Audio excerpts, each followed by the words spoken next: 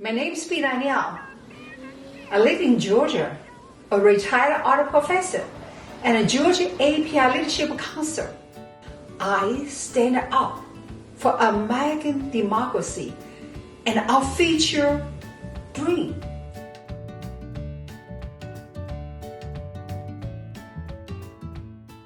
ABC Nightline, Ashen Sang, asks BiLan why is it important for her to activate her community to get out to vote this November. She told him she had experienced separation, discrimination, starvation, death of her sister and father because of the lies of a dictator. I come to the United States because the truth and the justice are the American way.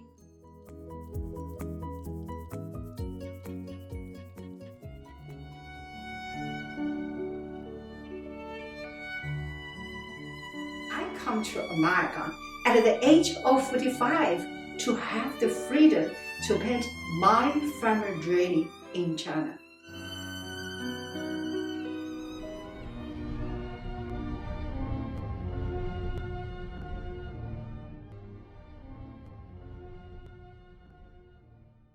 New China began in 1949. Mao declared that everyone born into New China would have a great life. BiLan's father was trained in both Chinese and Western medicine. Before Mao's New China movement, he owned a Chinese medicine store and a small hotel. At the time, her father believed that Mao's government would be better for China. He never thought the government would label him a landlord and a capitalist and take his business and everything they owned and be sent to prison.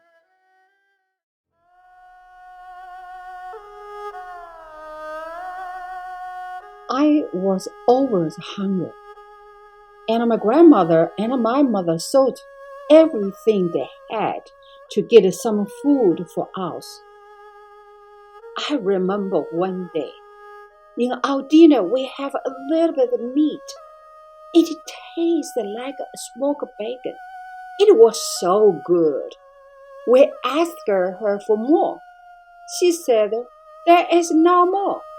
We asked her, "Grandma, why isn't there any more?" She replied, "Because I only caught one small mouse."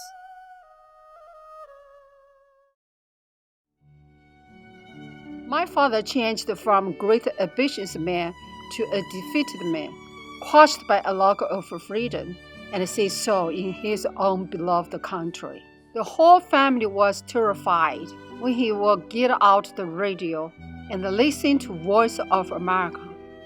Except for me, I sensed that this was hope. While still in China in 1999, BiLan was granted U.S. permanent residency as an alien of extraordinary abilities. BiLan and her daughter came to America and they both became college professors. I also painted about my life in America. From my standpoint, I always saw BiLan's desire to come to the United States as really just a quest for freedom. One thing I noticed pretty quickly in China is that you don't just get to say whatever you want, wherever you want to, or about whoever you want to. Again, that's in there, it could land you in prison. BiLan stands when she's painting for many hours at a time. BiLan designed these paintings about her father. The first painting describes her father's imprisonment and the darkness over his life. In the second painting, a large poster hangs from her father's neck with a paperboard cap on his head. He stands on a stool outside while being punished. Millions of students join the Red Guard.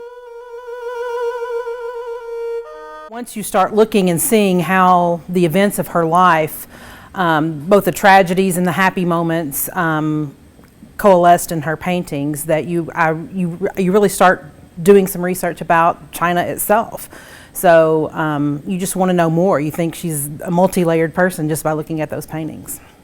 The way I think BiLan's story is relevant today is actually, in my own opinion, I somewhat see the sort of history of China starting to kind of play out a bit in the United States. I mean, one, there's an increasing population, hasn't really slowed. Two, it does seem like, to me, there's a little bit of an erosion of personal liberty as opposed to governmental will. I believe in the two-party system. Our democracy was built on having a balance of power, because too much power can corrupt even the best people. I could not imagine that I would use my voice in Georgia to help Joe Biden and Georgia senators get elected.